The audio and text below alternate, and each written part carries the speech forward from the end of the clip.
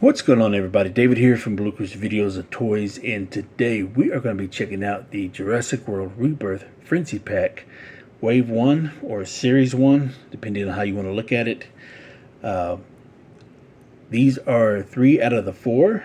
The fourth one is essentially like a repack of the Fallen Kingdom line, and I didn't really need it because I already have like 3 of them. And we'll get to that once we go over the card back. But these 3 right here that you see in front of you, they're brand new species that I don't have in the collections.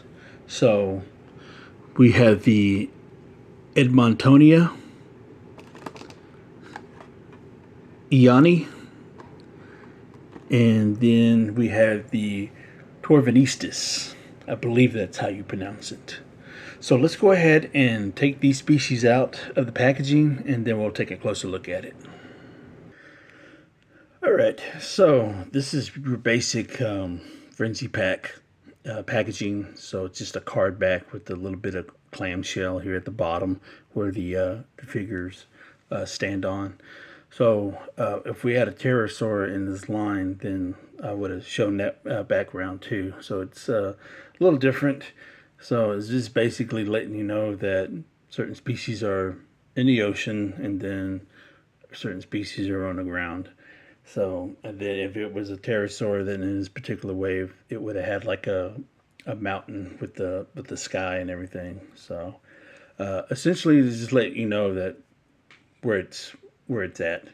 May not be the exact location, but it's pretty cool. You know, they're kind of winding down on the where the actual location that they had before, like the last few lines that they did. I think the last couple of them, I think. But basically, this is your, like I said, this is your Frenzy Pack packaging. So it's just one card stock. You know, you get the Jurassic World Rebirth logo right there with the Spinosaurus and Mattel logo there at the bottom. And then you get the Frenzy Pack and then the name of the dinosaur. And then ages 4 and up, that's me. And then you got the red striping here and here. And you got the black striping right there. And then here you got the kind of like a window right there that's like rain mist. It's wet, so you're looking out. So essentially, like you're looking out here, out there with the mountains, with the trees, and you got that yellowish sunset right there. And then here it's a little different, where you got the ocean setting right there. So that's the only thing that's different about the packaging. And then here on the back, you got all the, here at the bottom, you got all the copyright information with the logos and everything. And then you got the cross sell right there. And then you got the Jurassic fax app right here. Get the Jurassic World Rebirth logo right there with the red corner. And then here, like I mentioned, is the cross sell with the Iani, Edmontonia, and Torvanistis. And so this is the one that it's a repack, the Proceratosaurus, which I already have. I have like 3 of them. So I think this one was originally released in the Fallen Kingdom line when Mattel first took over. It might be a little different, but I'm not going to pick it up because I already have one too many. So that is your standard Frenzy Pack packaging. So let's go ahead and take a look at the figures. All right, first up we have the Iani Smith Eye. So this was basically found in the Cedar Mountain Formation, which is Utah, and it lived in the late Cretaceous. So I really do like this. This is actually pretty cool. So when they found this skeleton, which was back in, I believe, in 2014, and it's pretty much incomplete. So we don't know if this is actually what it looks like, but from the renders of the artwork that they did, life restoration, I guess they would call it, this is what it kind of would have looked like if it's completed. So it's a really cool figure. It is part of the ornithopod family, which also includes hadrosaurs and iguanodons. So I don't know exactly what actual family it belongs to, but that much I do know. So, but very nice sculpt, very feathery here along the back of the head and neck, and then along the back side, a little bit on the tail. I'm missing the little paint right there, but it's neither here nor there. But I do really do like the details of it. You know, like it looks more like, even though I said featheration, it looks like more like fur a little bit, especially on the arms and the hind legs and stuff. So, and then the head sculpt is really cool though. Let's go ahead and get a closer look at that head sculpt. There you go. So I really do like the head sculpt, the beak, the eyes.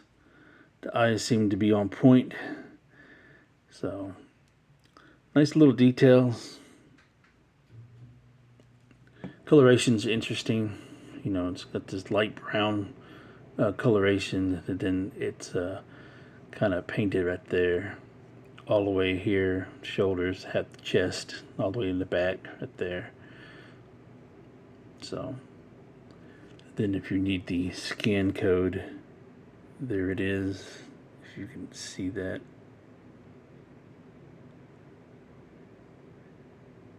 For those who need that, there you go.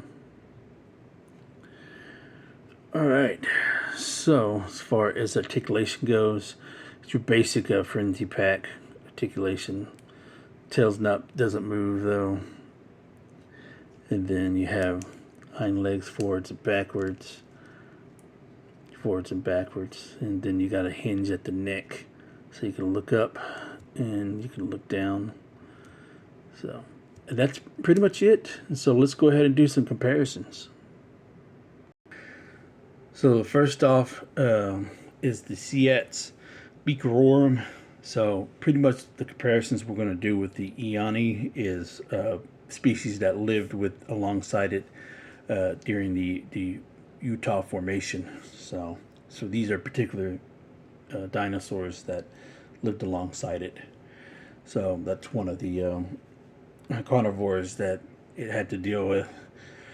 And then next up, along with its family member, is the iguanodon, which the iguanodon should be 3 times as big because it was not a medium sized or a small dinosaur. And then lastly but least, here is another small species that's part of the Tyrannosaur family that lived alongside it, is the Moros. So even though it's very large compared to the Eoni, but in fact it was very small. It was like no bigger than like a cat, you know, like a small, large cat, house cat, maybe a little bigger than that. And then as far as human comparisons go, that's pretty much about it when it comes to size comparisons for that. It's actually supposed to probably be about waist high, but here it's a little bit bigger. But to be more accurate, I think it'd be about waist high. Alright, so let's go ahead and move on to the next one. Alright, so next up we have the Edmontonia, which is a type of Nitrosaurs, which means that this particular species does not have a clubbed tail, but it is heavily armored, like the Ankylosaur. So, which is 2 different species, but the Ankylosaurs, you know, they have the clubbed tail, but a Nitrosaur doesn't. So it's part of the Nitrosauridae family. So this is a very cool species. I do like this one a lot. I do like how they made the design of this, and I like the fact that they continue the trend where, you know, they added its own separate piece when it comes to the spikes. And I do wish they would have had continued right here, the transition from the larger spikes into the smaller spikes. Kind of like what they did with the Minmi, but maybe that was too much for them. I don't know. And they should have at least painted the tail spikes, black. That would have been really cool. But it is a frenzy pack, so you get the bare minimum. So we're lucky we even got this. They could have just stopped it right here, because you could tell that all this other stuff was sculpted except for these main 6 spikes right there. But overall, it's a good looking dinosaur. I do like it a lot though.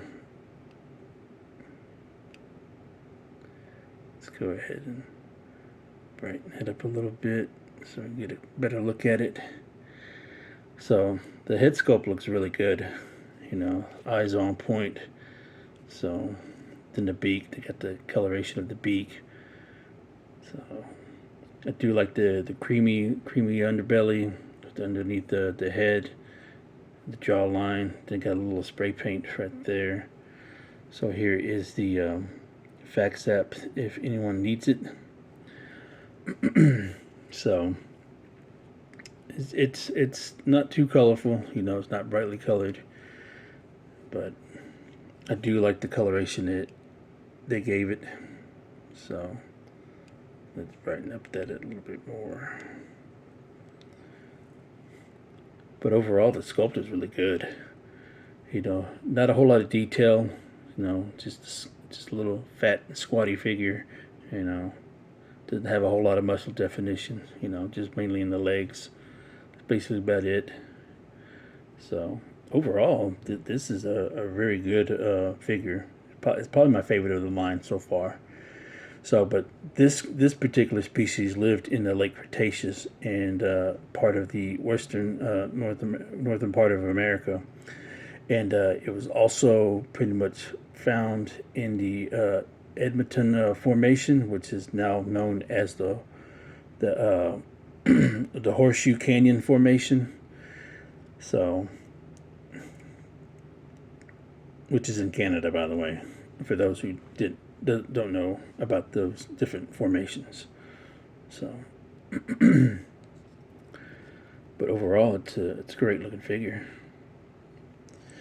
All right, so as far as way of articulation, you got a hinge at the tail, so you can move this around, so which is good. It's hard plastic too, so be careful when you're handling it, if you have this when you're handling it. So then the legs go forwards and backwards. And then you got the hinge at the neck. So it's slightly up, a little bit down. So pretty much on the ball, really, not on the hinge. Alright, so let's go ahead and do some comparisons, which we will do comparisons with the species that it lived with in that same formation. So we do have the Albertosaurus, along with the Pachyrhinosaurus, and we also have the Kentrosaurus that lived along with it. So here is the human comparison with the Edmontonia. I keep on wanting to say Edmontosaurus, but it's not what it is. It's not a hadrosaur. So this is pretty much accurate. It might be supposed to be a little bit smaller, but not by much. But overall, the scaling with the human figure, it's pretty good. And here it is next to the Ankylosaurus. And so we are going to bring out different hadrosaur figures that we have from that Mattel made.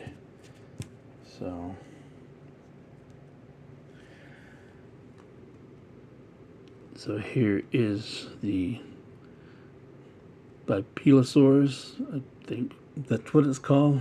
I could be wrong, so forgive me if I mispronounced the Boropelta. I think that's what it's called, Boropelta. I don't know why I thought Bipelosaurus. I don't know where I got that from. So then here is the Sauropelta. So as you can see, these particular species, aside from the Ankylosaurus, they don't have club tails. And then we have the Minmi or Minmi. So Minmi is probably one of my favorites of all the Nodosaurs, that they've made so far. So, but I really do like the Edmontonia a lot. All right, so let's go ahead and keep it pushing. All right, so last but not least, we have the Torvanestes. So I believe that's how you pronounce it, but I'm not sure. So this species was found in the late Cretaceous, and it is part of. It's found in the what's you call it? Cambridge Clay Formation. I think that's how I pronounce it, or pronounce it. I could be wrong, so forgive me if I mispronounce that formation. Which is located in England. So originally, this is thought to be a new species of Dacosaurus, but apparently they reclassified it as part of the Geosaurus.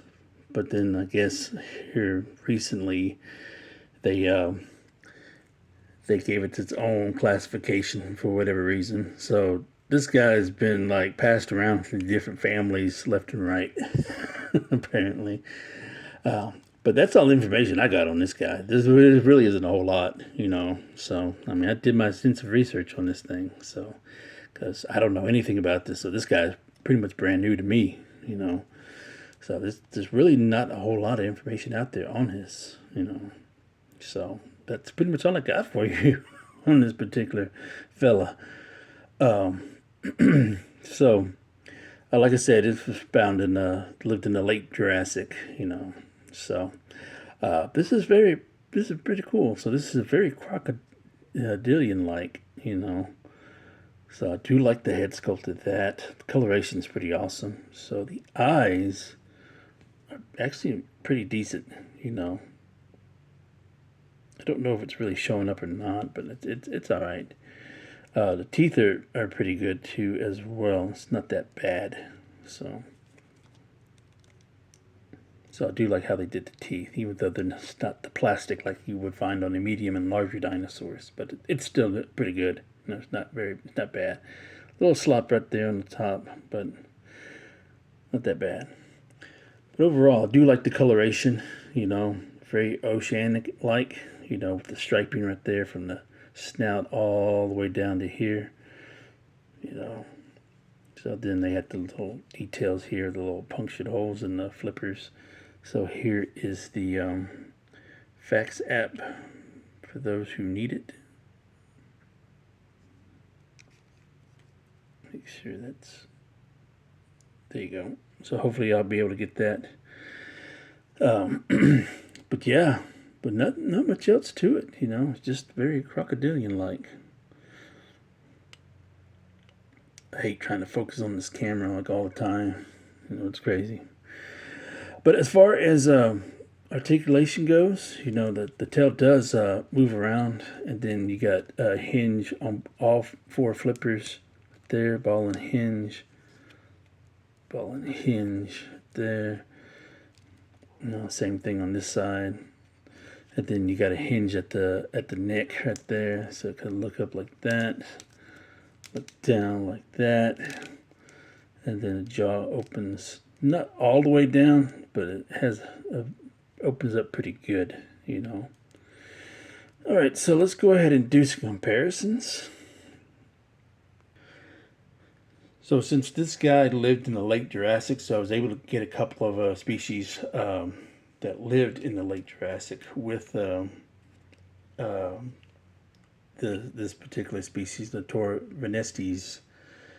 So even though it didn't live in the same area, it just lived in the same time frame. The first one would be the Allosaurus. I'm surprised this thing's even standing.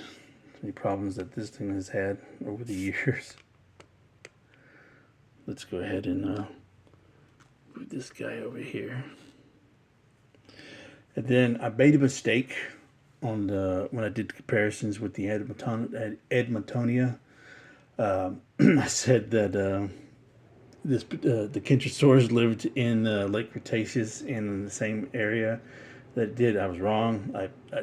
totally forgot that this particular species lived in the Jurassic period. So that's on me for having that confusion. My brain's not really working right now, apparently.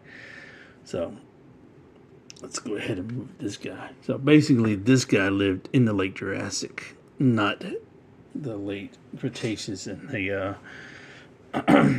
Edmonton Formation. So that's my bad. So I apologize if I got that wrong early on in the video. So there is the Torvanistes alongside its late Jurassic period mates. And so then here is the human comparison to go with it. So that's about right, I believe. I think that's about how it's supposed to be. Maybe a little smaller because it wasn't a large marine reptile. It's probably a little smaller than that, but it's the scaling's pretty fair. You know, the size points give or take. So, but yeah, that's the scaling of everything. All right, so I hope y'all enjoyed this video as much as I did filming it. Let me know in the comments down below what your favorite species of this bunch is. Is it the Edmontonia, the Torvanistes, or is it the Iani Smithii? It's got a unique name, Iani. So I do like that name though. That's pretty cool. But I do like all these figures. You know, I'm happy to add new species to the collection. So that's what I'm really shooting for, is to add new species. Kind of limited on the doubles. You know, if I can help it. I guess it all depends. But anyways, let me know what you think. And don't forget, words to wisdom. Buy what you love and not what you like. Because if you buy what you like, you'll always end up getting rid of it. And I will catch y'all later.